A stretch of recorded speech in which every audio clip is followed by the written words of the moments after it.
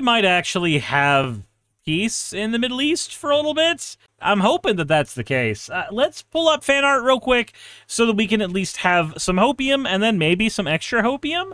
So this one comes to us from Hazel Blossom. It said, use the fan art section to relax before the main video, not with Suris here to stress us out. So is it me and Suris? And I'm just saying, this is not a call for violence. We do not endorse violence. Violence will not solve anything. And then Suris is going, well, of course it won't if you never employ it. You hush. Behave. Eat something. I eat. Celery doesn't count. Does Suris canonically eat mostly celery? Is that what it is? Does Suris, like, munch celery like a villain? How would you villainously munch celery? Because I think that's what's effectively happening there. Jeebus. Anyway, thank you for your fan art submission. If you want your fan art to be shown in a future video, the best way to do so is to drop it into the fan art section of the Discord. All right, let's see what we've got going on here. Oh, I love when it has... Nearing the end of what has been an extraordinary day of his arrival in Israel. I did not realize at first that this was going to be a full video. And because it's going to be a video, we're going to actually boot up some stuff. Ceasefire, yes, peace, far from. Well, let's see. Let's see what we end up getting. MSNBC, welcome to this side of my screen. Welcome over here. And let me get the little TV on. There we go. Meeting with hostage families and then going to Sharm el-Sheikh to sign an agreement, the details of which are still unclear to us, but surrounded, as he rightfully said, by some people who may not always get along, but also who didn't always get along with him. Just talk about tariffs, for example.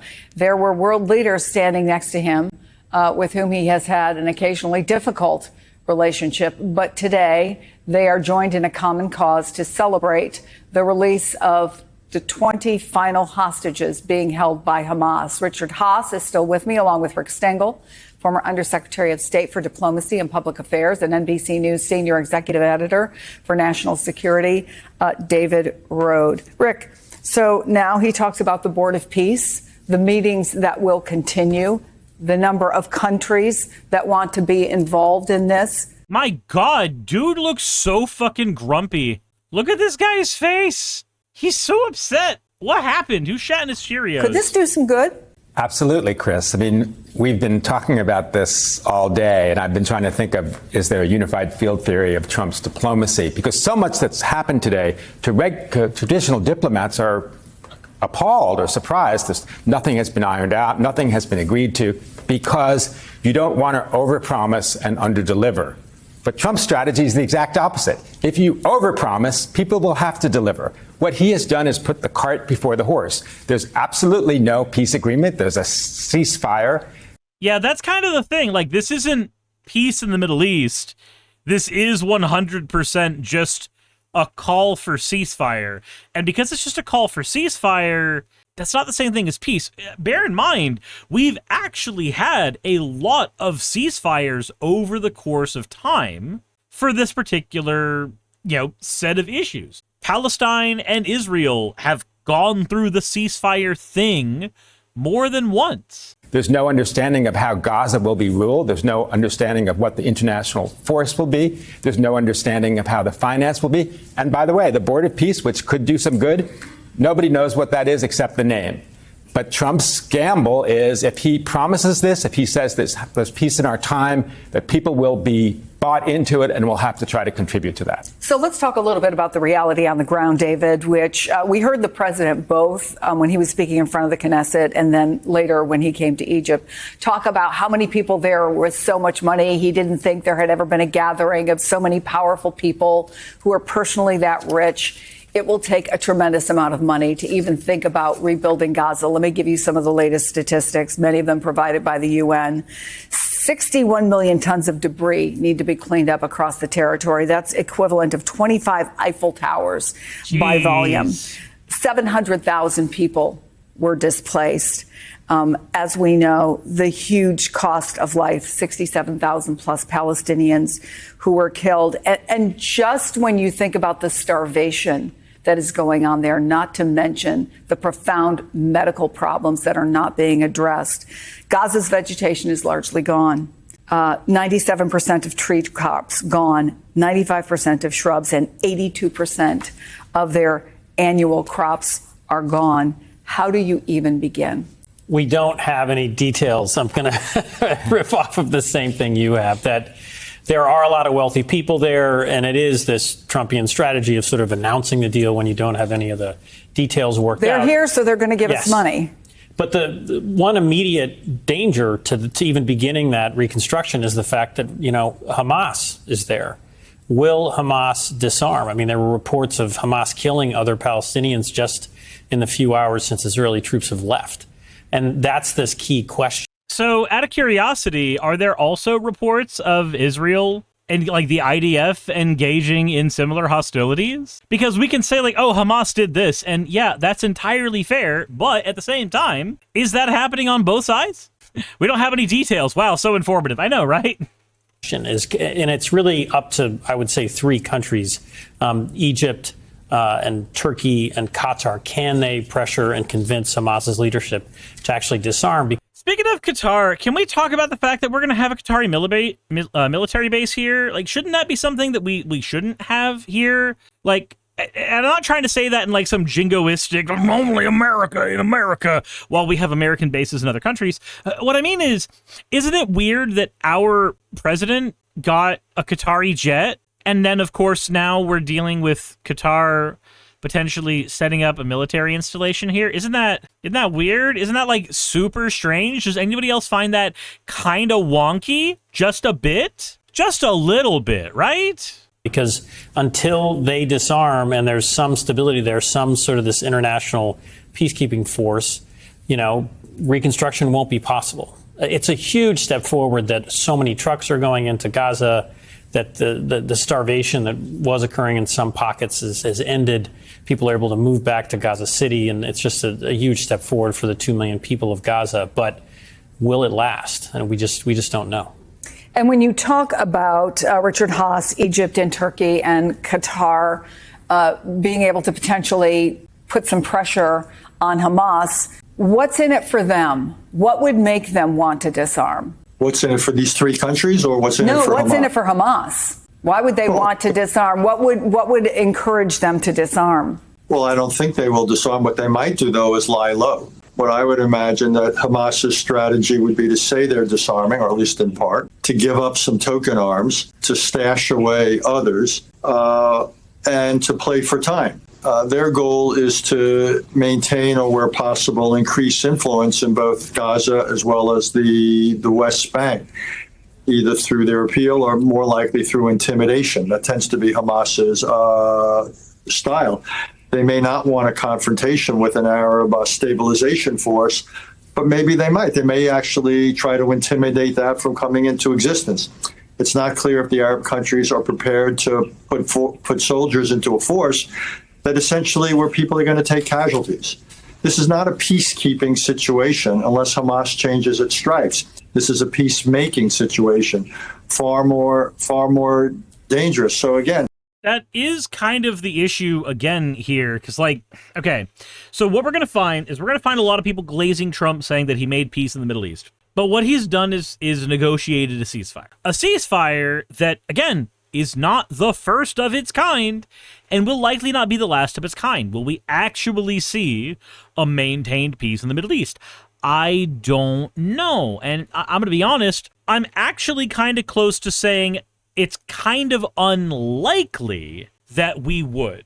I'm not trying to say that because I don't want to have hopium. I'm mostly saying that because looking at the trends for how things have gone in that region and looking at the trends for how Trump promises things and then can't fucking deliver on them, this is kind of where we're at, right? Hamas is not looking to become irrelevant, either militarily or politically, and we shouldn't kid ourselves. Let me make one larger point, Chris, and it's consistent with what you and Rick and David are saying. When I used to teach, we used to say that 90% of life is implementation. Well, here it might be about 98% of life. You've got a very vague, general 20-point plan. You've got some vision. You've got some goodwill, and we've now got a little bit of momentum. Some important things were accomplished with the hostage return, with the ceasefire and the like. But we shouldn't kid ourselves. we are looking at years and years and years of disciplined follow-up. There's going to be setbacks, and you still don't have partners to work with on any side, either Israeli. Yeah, again, like, even in the world where this goes through perfectly, we're still going to see conflict pop up again organically, because people do not just go from their people that they are supposedly stewarding over being effectively genocided to, well, actually everything's okay now overnight. Like, that is a little unrealistic. Or Palestinian. So again, I just think it's important on this day where we should feel good and celebrate the freedom of these individuals and the ceasefire. We've also got to just mix it with an awful lot of sobriety and realism. This is going to be a slog. I don't know any other word for it. And it's actually going to take not just the remaining 3 years of this Trump administration, but years after that. This is a long, difficult process of building trust, rebuilding Gaza, building the capabilities of Palestinians to self-govern in the West Bank. So no one should underestimate all that lies ahead while they still feel very good about what has been accomplished. When you look, David, at what Hamas did today, releasing the 20 hostages, we also got word just a few minutes ago from IDF that the bodies of 4 of the deceased hostages have been turned over, and we know that process will get underway. But what is there left of Hamas? What is the leadership? Is there leadership to have a strategy for how they would move forward? That's a great question, because we don't know who is left. Is there anyone who's a powerful enough leader to get them to disarm, or will Hamas fragment? And then we have another sort of element of chaos. Or you have a leader who is powerful enough to make them disarm, and then there will be people who feel like they are scarred entirely because of what has happened to their people over the years, and then they'll fragment anyway. Like, again, I'm not saying that because I absolutely want doom and gloom. I don't. I absolutely don't. And if, for some reason, if this ceasefire holds over the entirety of the Trump presidency, and we can solidly say that Trump did this, then I will be willing to glaze Trump all day long on this implementation of foreign policy. I am willing to do that. I am all right doing that. I lose no sleep over the concept of celebrating a victory where the loss of human life can get stymied. That does not bother me in the slightest. I am not hopeful that that is what is going to happen. I hope it is. I really and sincerely hope it is. And all this, I don't honestly want to be too negative, given how much suffering has occurred, first in Israel on October 7th, and then over the last 2 years in Gaza. But the key thing is going to be follow through here from the Trump administration. And the president will leave, and we'll just see if Jared Kushner and Witkoff can make this happen. But it is a. If you were a betting man, I think they can if they can continue this momentum. To the credit of the president, the threat of tariffs and the Trumpian form of diplomacy has caused these leaders to sit here and do what he wants, to appear in these events. Will they actually follow up with actions or not? But it is a decisive use of American power. I've had friends of mine who cover the region say they saw a hesitance to use American power in the Biden administration. And the question is, will he use it in a way that actually delivers? So my concern is if we are to run with the narrative that during the Biden administration there was a hesitancy to use the American, this is a case of more American soft power and direct influence. If we are to run with the narrative that Biden was unwilling to do that, and Trump is, then even with the peace that's gained here, we gain a different threat. We gain an increased chance that the United States is going to engage in more of its expansionist, imperialistic tendencies. We're going to see more instances where we flex our power on nations in order to give them bad deals on trade, in order to disrupt their democracies, things that we have done in the past. But with the people of the United States being more willing to get behind doing that, it becomes way harder to stop that. Now, again, this is a double-edged sword. This is a two-sided coin. On one side of the coin, you have the ability to negotiate prolonged peace. On the other side of the coin, you have the side effect of American power being used to fuck over the lives of people and everyday citizens being more okay with the autonomy of other people in their nations being taken away by America. There's a fucking quote from Resident Evil 4 of all things, where the villain, Osmond Sadler, explains to Leon how the United States as a force thinks it can police the world, and it's one of his villain motivations. Now, I'm not saying that we should be using video games to dictate how we feel about foreign policy. That would be really dumb if I did that. But I am also saying that it's not a foreign concept to even people who make like schlocky media, that that's a thing that we do. An actual peace agreement. Well, he certainly got a lot of praise from a lot of leaders, even calling him up to the podium to say, what was that you told me before? Feel free to, praise me more publicly. Having said that, he has been very generous over today and frankly, since we first learned that the hostages will be released in sharing the credit for who was part of the negotiating team, with praising, for example, Arab leaders. Having said that, he looks energized. He looks like somebody who knows that he got something done that had eluded others. So I wonder, going forward, if that will also impact the way he deals with other foreign policy, number one, and in specific, apparently he's going to meet with Zelensky at the White House on Friday, and he's already talking about, well, maybe Tomahawk missiles are, on the agenda.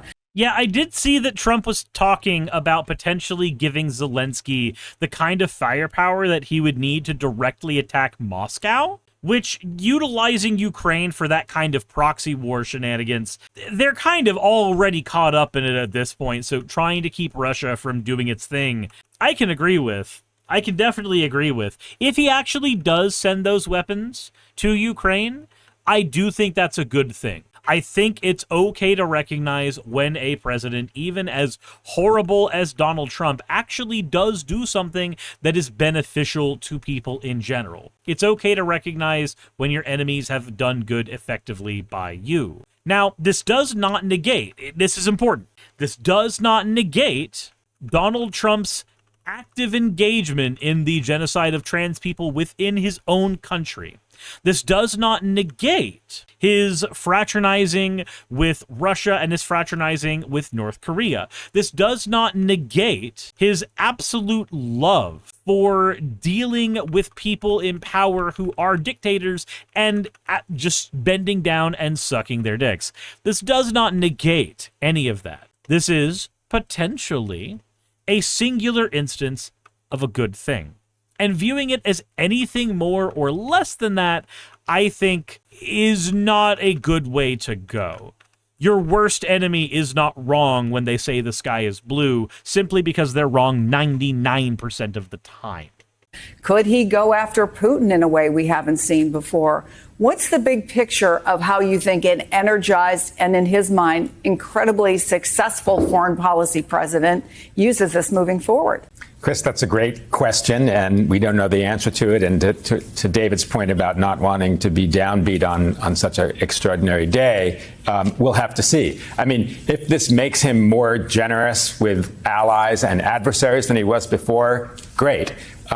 What we saw today is something we see at every cabinet meeting that he has, is that the kind of genuflecting before him and praising him beforehand elicits a better response. If that's what it takes for diplomacy, then that's... Yeah, that